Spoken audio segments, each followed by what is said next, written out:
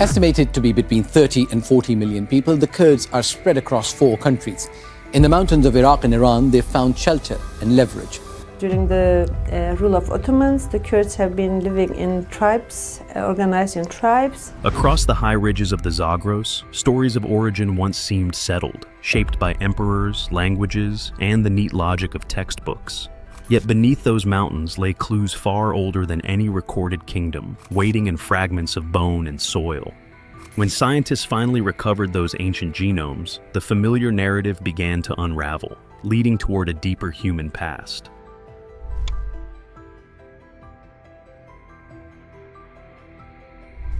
The comfortable story we thought we knew. For much of modern scholarship, the origins of the Kurds appeared neatly aligned with the rise of the ancient Medes, whose influence shaped language, political structures, and the collective memory of a people spread across the mountainous arc between Anatolia and Iran. The linguistic evidence seemed persuasive because Kurdish belongs to the northwestern branch of the Iranian language family, sitting beside Persian and Balochi in a lineage believed to have arrived through migrations from the Central Asian steppe. This framework provided a coherent explanation, connecting the Kurds to a powerful empire that toppled Assyria and embedded itself into regional mythology. Cultural traditions, national symbols, and even modern calendars reinforce the idea that Kurdish identity emerged primarily from Indo-European ancestors. Yet beneath the clarity of this narrative, inconsistencies slowly accumulated. Genetic surveys revealed that the paternal marker most associated with Indo-European expansion, R1A1, appeared in Kurdish populations at percentages far lower than expected for a people supposedly shaped by steppe migration. Meanwhile, older haplogroups linked to the Fertile Crescent appeared far more frequently, hinting at deeper roots that contradicted the linguistic story. These observations created a subtle tension between inherited explanations and emerging evidence, suggesting that the true Kurdish past might be more ancient and complex than the familiar version implied. That tension guided researchers toward a new line of inquiry. The genetic puzzle deepens. As researchers expanded the scope of genetic sampling across Kurdish regions, the emerging mosaic challenged long-standing assumptions with unexpected consistency. The lineage most closely tied to Indo-European migration, R1A1, appeared but never in proportions that matched a large-scale demographic replacement. Instead, haplogroups such as J2 and G2A, which trace back to some of the earliest farming communities of the Fertile Crescent, dominated multiple Kurdish populations. These findings suggested that the people of the Zagros Mountains carried a deeper ancestral layer, one that predated the arrival of Iranian languages by thousands of years. However, transforming these hints into a coherent historical model proved difficult because political fragmentation across Kurdistan limited access to comprehensive datasets. Each modern state imposed its own restrictions, resulting in isolated samples that revealed patterns within local communities, but offered little insight into the broader genetic landscape. Without ancient DNA to anchor these patterns, scholars could only speculate about the deeper origins masked by later cultural and linguistic changes.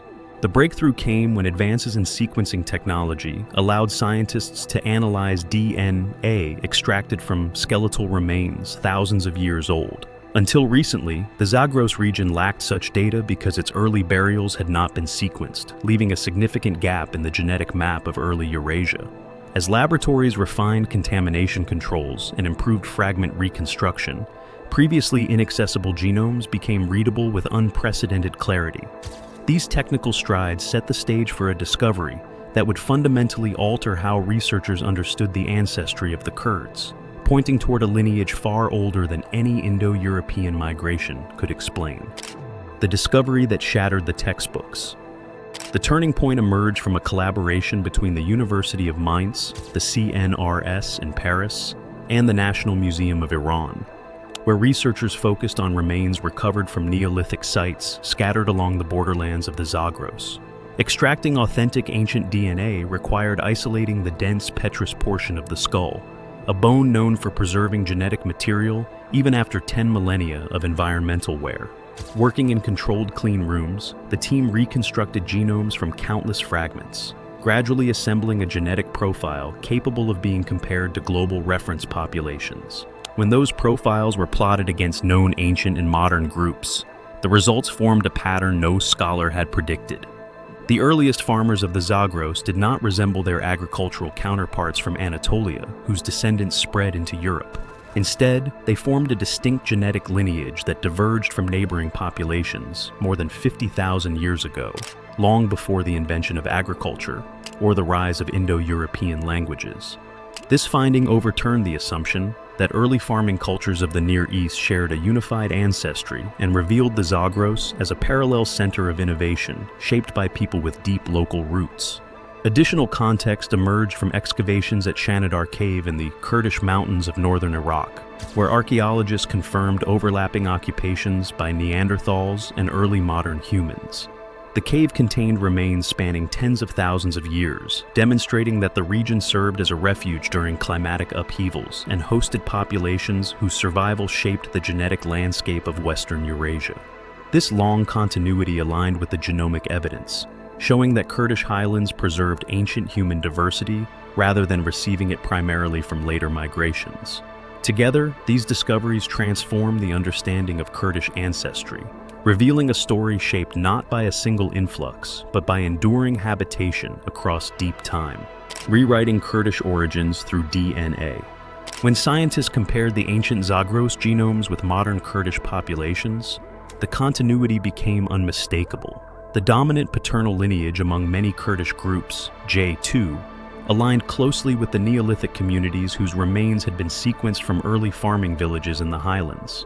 Another significant lineage, G2A, connected Kurdish ancestry to agricultural expansions originating in eastern Anatolia rather than to large-scale migrations from the Eurasian steppe.